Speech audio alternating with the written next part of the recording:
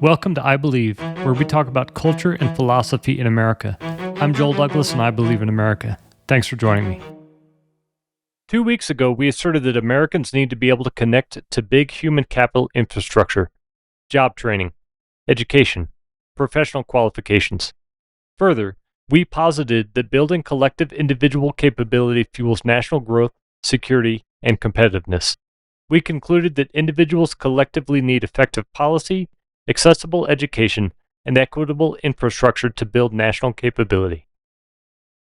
Last week, we determined that we the people collectively choose to fund public institutions to enable others to achieve their inherent right to pursue happiness.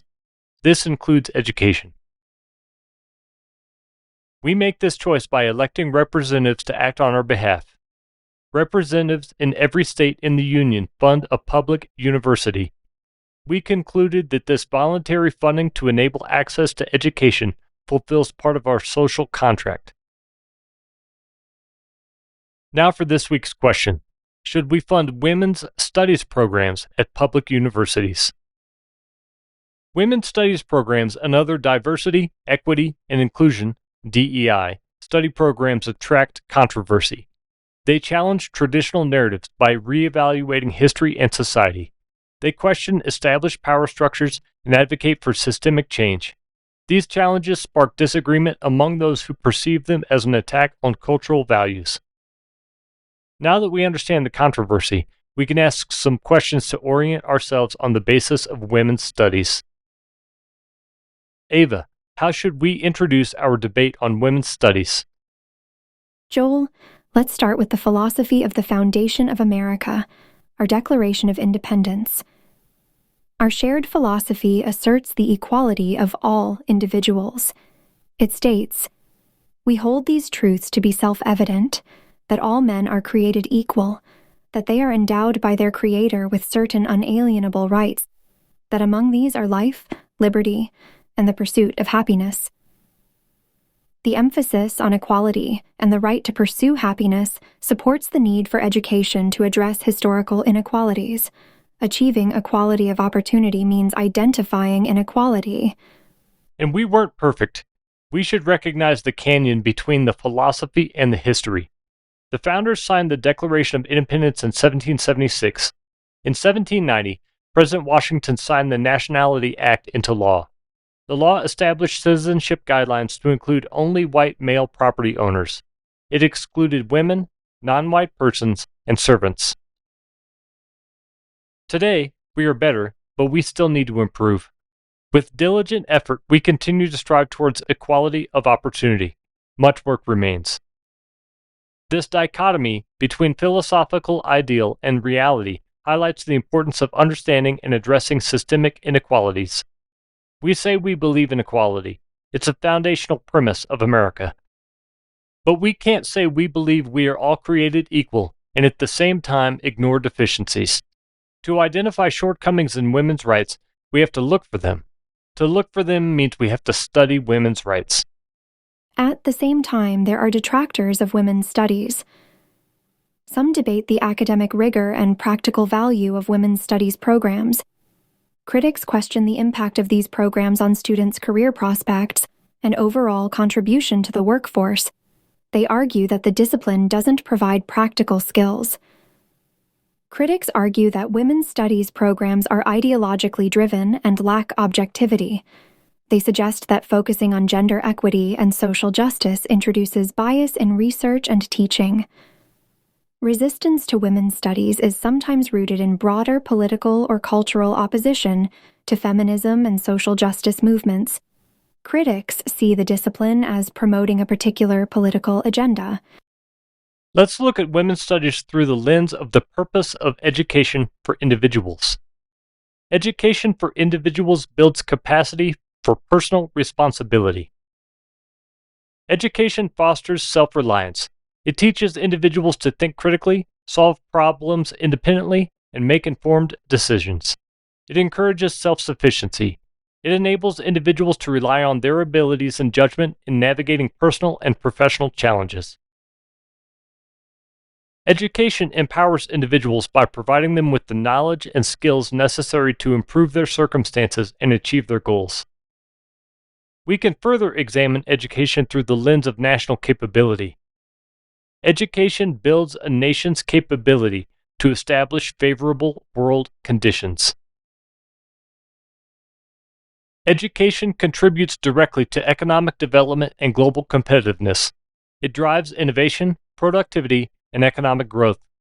Diversity of thought achieved through education contributes to national security by developing citizens who can engage with complex global issues. Do women's studies programs achieve these aims? Women's studies programs promote ethical reasoning, enabling students to navigate complex moral landscapes and make conscientious decisions. They empower individuals to recognize systemic barriers and personal agency. They foster personal responsibility in understanding, interacting with, and seeking to change the world. Those who study women's studies programs enter various fields, from public policy and education to business and law. They contribute diverse perspectives that drive innovation and address complex societal issues. Women's studies sound abstract. Do you have any concrete examples? Sure. Let's examine how women's studies scholars contribute to science, technology, engineering, and mathematics, STEM. STEM fields face skilled labor shortages. Women's participation helps address these gaps, ensuring that the most capable minds contribute to advancements in technology and science, irrespective of gender. At the same time, research by women's studies scholars highlights systemic biases in STEM education and workplaces. The March 2024 State of Girls and Women in STEM report from the National Girls Collaborative Project finds that women comprise 48% of the workforce but only 35% of the STEM workforce. Minority women make up less than 10% of the STEM workforce. These same scholars help develop solutions to mitigate the problem. Advocates work to increase the representation of women in STEM fields. They help develop mentoring programs, scholarships, and awareness campaigns. Initiatives like Girls Who Code and the Society of Women Engineers benefit from the input of individuals knowledgeable in gender studies. They aim to inspire and support young women and girls to pursue STEM careers. University programs sponsor Women in STEM conferences and women's mentor programs to assist women in navigating challenges in the academic and industry workforce. The push to improve women's participation in STEM fields began in earnest in the 1960s. Between 1966 and 1977, researchers asked 5,000 schoolgirls to draw a scientist. Less than 1% of them drew a scientist who was a woman. In 1985, that number rose to 33%. In 2016, 58% of schoolgirls drew a female scientist. In 1970, women comprised 8% of the STEM workforce. Diligent effort improved our capability over time. The biggest argument in favor of women's studies and DEI programs hinges on whether we have a self-sustaining solution to the cycle of underrepresentation. These programs offer a self-reinforcing cycle of recruiting more brilliant individuals to generate capability, regardless of gender or background. Education, empowerment, and leadership cultivate a society that drives capability. Not diversity for the sake of diversity. Diversity as a source of strength and innovation.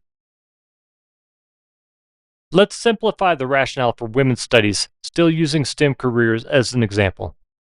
Brilliant people of any gender bring great capability to STEM fields. For many societal reasons, women historically participate in these fields at a lower level than men. Women's studies programs make measurable improvements to increase women's participation in STEM. These efforts increase the total number of brilliant people in STEM. More involvement in STEM by brilliant individuals generates increased national capability. Therefore, education in fields that challenge and expand our understanding of gender and society increases the nation's overall capability and global competitiveness. Our pursuit of equality and liberty is an ongoing endeavor. We believe in the ideal, but we aren't perfect yet. We can't say we believe we're all created equal and at the same time ignore deficiencies. To identify shortcomings in women's rights, we have to look for them. To look for them means we have to study women's rights.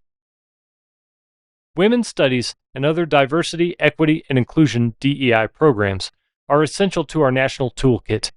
We're actively cultivating a capable and innovative workforce poised to lead on the global stage. There are arguments against women's studies and other DEI study programs, but the results speak for themselves.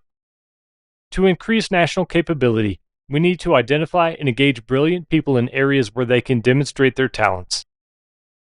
May God bless the United States of America.